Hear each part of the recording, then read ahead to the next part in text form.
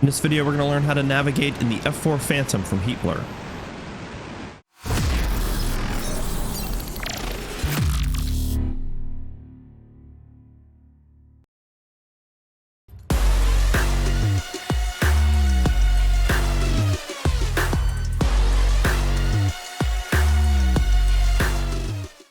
Hey everybody, welcome aboard the F-4 Phantom from Heat Blur for DCS World, and today we're going to talk about navigation, getting from point A to point B. And there's a variety of ways we can do that in this aircraft, so we'll kind of sit most of the time here on the ground in the cockpit talking about it, and then we'll do a little bit of flying and show some of it in action.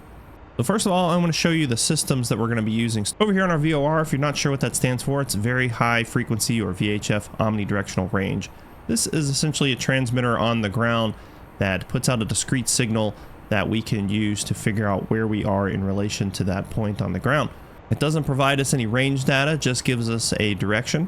And here on the control head, we can change the volume. So each VOR is going to have a letter identifier attached to it, and it's going to transmit that via Morse code.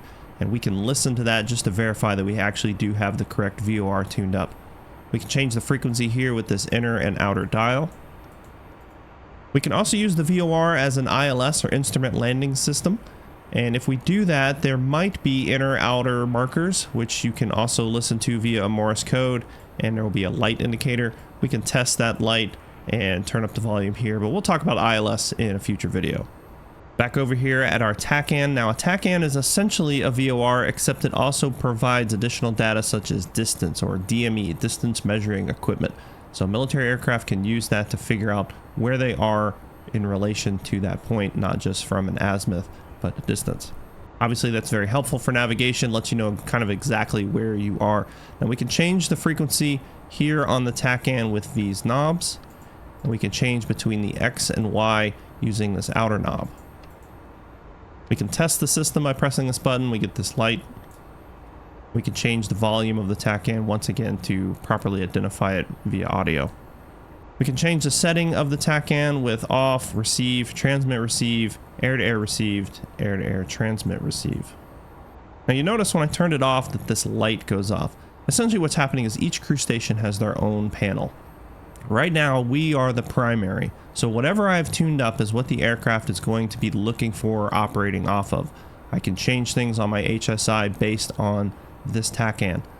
If we wanted to switch to the frequency that the Wizzo has tuned up, we can press a button and now his will light up, and that indicates that he has primary Tacan control for the aircraft. That's the same here for the radios. If you ever have a question about what one of these buttons does, it's a neat little trick. Hold down M, at least that's the default for the manual. Hold down M and click the button that you're interested in.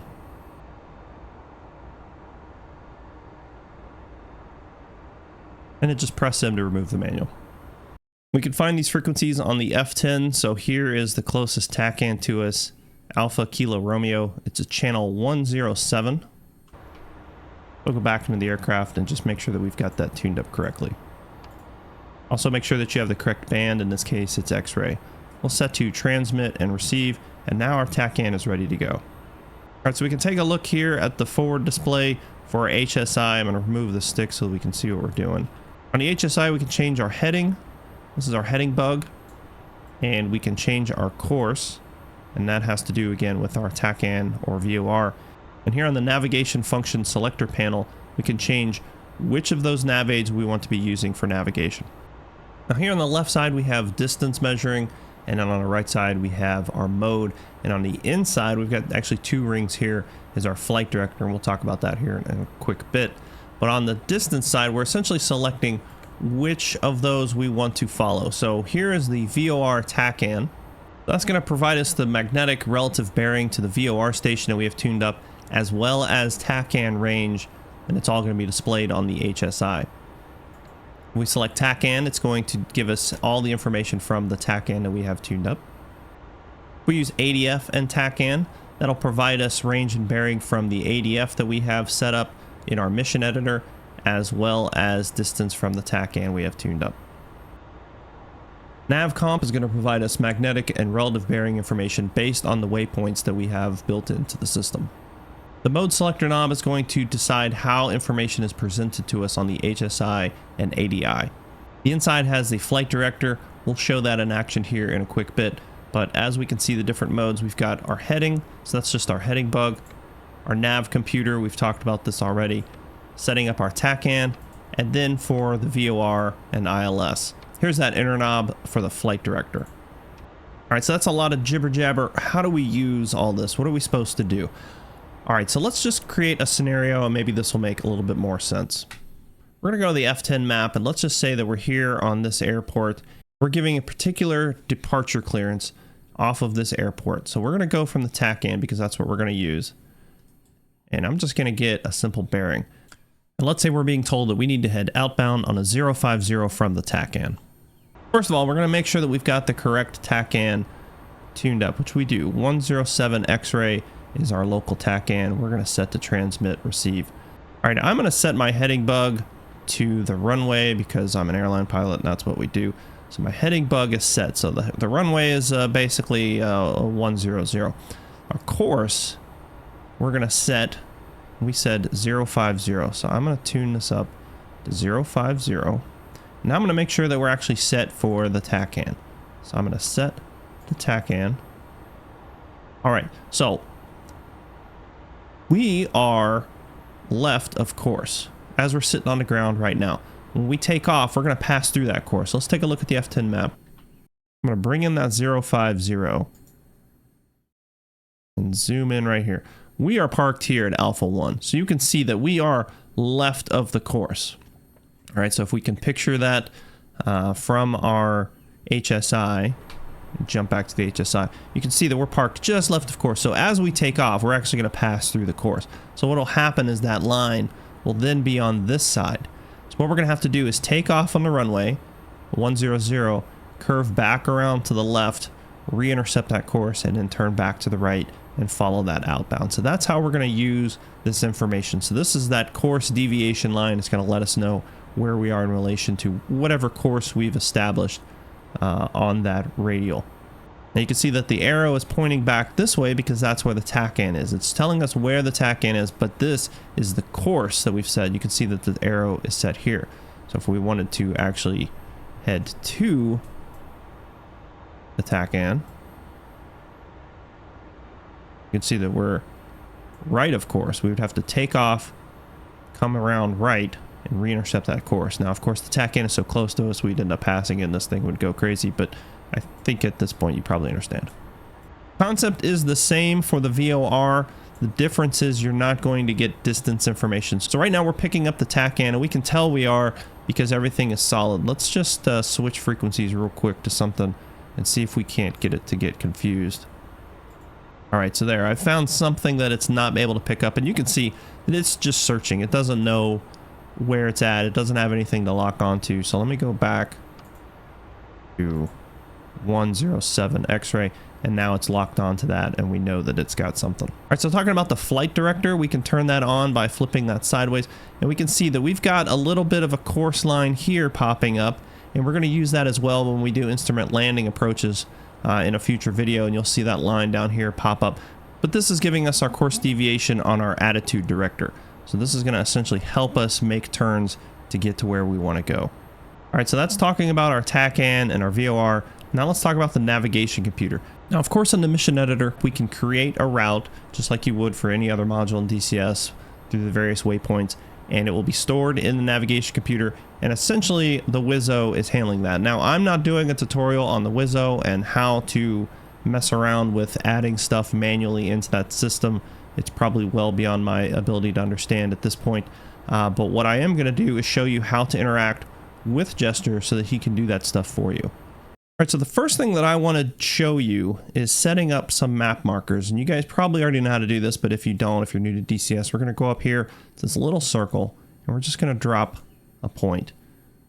And then we're going to add in something. So I'm going to put in waypoint 21. So this is going to be our second route, first waypoint. I'm going to click off of that. If you click enter, it's just going to continue to try to put words in there. So I'm going to put a second waypoint, oops, up here, and we'll call that waypoint 22. All right, so 2 points should be sufficient. I'm going to go to navigation, edit flight plan, secondary flight plan. you can see that if we've got nothing there, it's going to say add turn point. So that's exactly what we're going to do. We're going to hit add turn point. Now there's a variety of options we can put in here.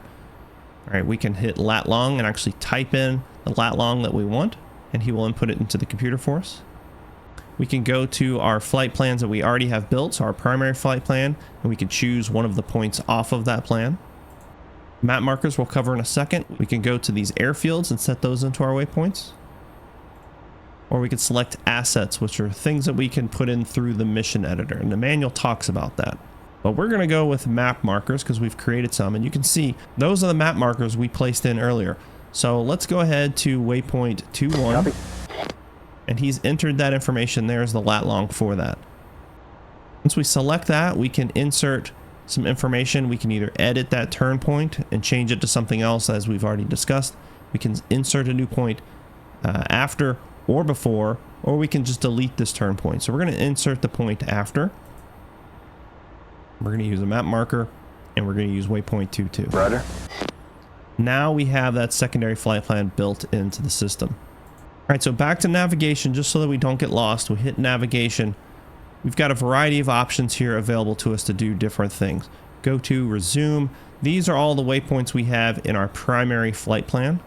We can click over to our secondary flight plan. So now we're basically just telling Jester, hey, we want to go to waypoint 2 in our secondary flight plan. He's going to do all the hard work for us and set that up in the nav computer. And as long as we've got nav computer selected, then we'll get steering cues and data towards that point.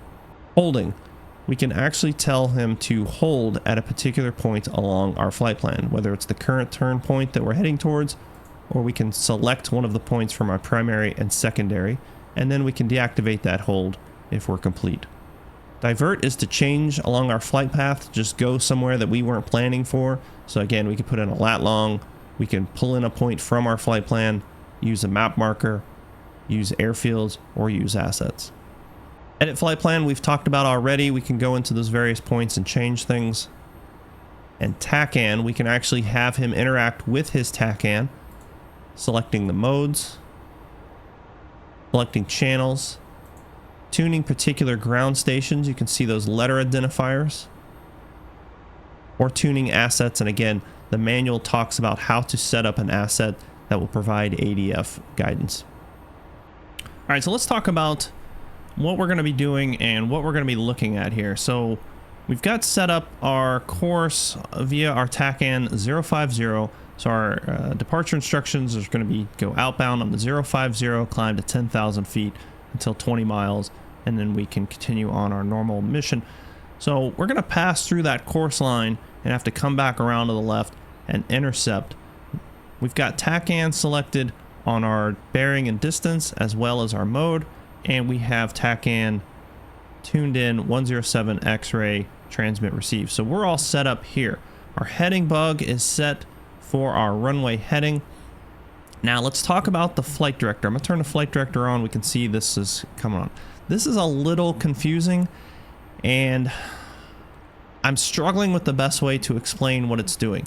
It's giving us information about both our heading and our Tacan, and to sort of, I guess, dumb it down, which is really the point of my series anyway, to talk to a level that I understand. It's melding this information to try to get us to where we want to go. So right now it's probably a little confused because our heading bug is set here. I'm going to go ahead and change our heading bug to 050 as well. But as I move the heading bug, you can see the flight director changing. Okay. As I move the course line, you can also see the flight director changing. But since they're both matched up to 050, it's not changing too much on the right side. I change my heading bug here, and then I change this here. See how it's just constantly moving, and it's moving based on both. So it's trying to get us what we want because it thinks that we want to fly 050 on the outbound radial of 050 for that Tacan. Now what it doesn't know is the wind correction. So if we've got a wind from our left, which I think that we do, I'm going to set the heading bug just a little bit to the left. Now, when we take off, we're close enough to this steering line, or this course line, that it knows that it's trying to get us back on course. It's going to start telling us stuff that might not be accurate. Basically, we got to do pilot shit, okay? So we're going to take off. We're going to pass through the course line as we're on the rollout. we're gonna have to come back around and we're gonna try to run an intercept and pick up this course. We might blow through it a little bit just because I'm a bad pilot, but we're gonna climb up to 10,000 feet. We're gonna try to intercept that course. Just watch what the flight director does and what it's trying to tell us, and understand that it's going to be helpful at times, and at other times like this where we're close to the course line, it might get some competing information. So I'm going to do pilot stuff. I'm going to fly, intercept this course as best I can, maintain my altitude best I can, and then we'll just kind of pay attention to the flight director, not necessarily follow it in this situation. So we are set up, ready to go. Let's hit it.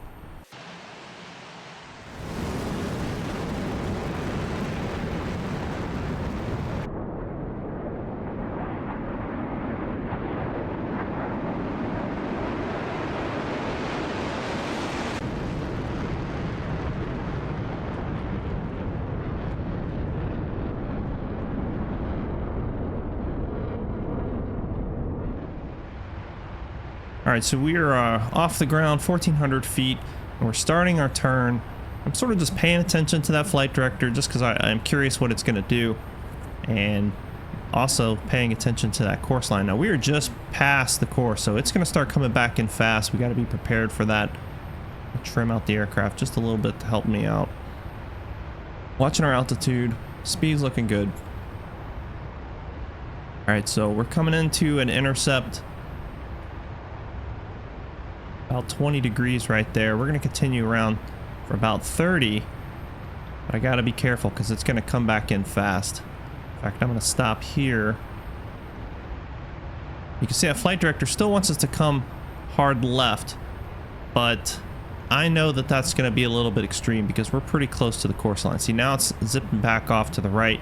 So I'm going to sort of follow it, but I'm going to sort of just pay attention to what's going on. Okay, there's that course line coming in.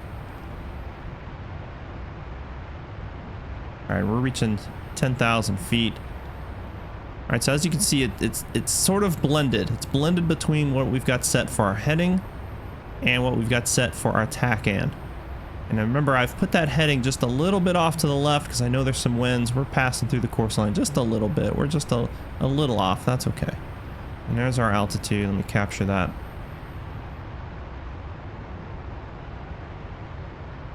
All right, so we're making some adjustments. So again, this is where it gets a little fuzzy with the flight director because it looks like it wants me to come back to the left just a smidge, which is not inaccurate, but it's taking into account what I've put in as a heading, which I'm just kind of eyeballing it because of the winds. I could be wrong about that, so let me just put it back over to the right.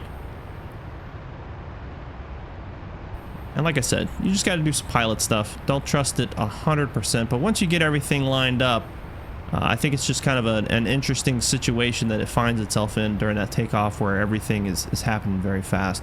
So we're at 10,000, kind of losing my altitude here. All right, so our instructions were to head outbound on the Tacan, 10,000 feet to 20 miles. We're at 18 miles now, getting that altitude back in order, but we're outbound on the course. All right, and there's 20 miles, and we could continue on with our mission, doing whatever we need to do. Guys, hopefully this was helpful and allowed you to get at least some idea of how to navigate in the aircraft. Navigation's super important, as you might imagine. Aviate, navigate, communicate, as they say. And once you can do all those things, then you can go out and start putting warheads on foreheads. I hope you guys enjoy flying the Phantom like I am. It's a lot of fun, not nearly as complicated as I expected it to be, and it's been a good ride. Big thanks to all the Patreon and YouTube member supporters for keeping the channel going. Can't thank you enough. Many thanks to HeatBlur for giving me an opportunity to take a look at this aircraft early. And we will see you guys on the next video. Take it easy.